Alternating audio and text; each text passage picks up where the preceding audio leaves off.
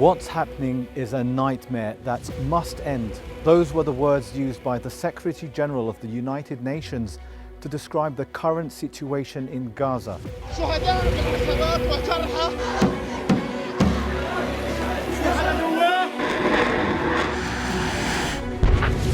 But the nightmare that Antonio Guterres hopes to end is about to enter a new phase through a new humanitarian catastrophe that threatens thousands in Gaza, specifically in AlQuds Hospital, which received warnings to evacuate immediately amid continuous bombardment of several areas in its vicinity.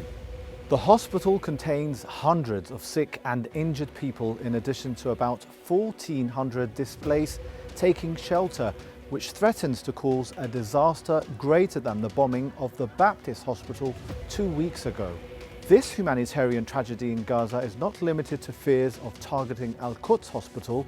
The northern areas of the Strip have turned into ghost cities with no signs of residents, but streets filled with dozens of unidentified dead bodies.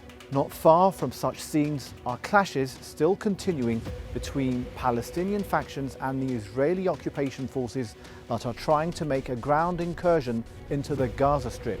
The resistant factions succeeded in destroying Israeli military vehicles, while the occupation army announced that a number of its soldiers were injured during clashes. The Israeli forces also attempted separating the north of the Strip from its south through a belt of fire and cutting off communications network, again from the northern areas of Gaza.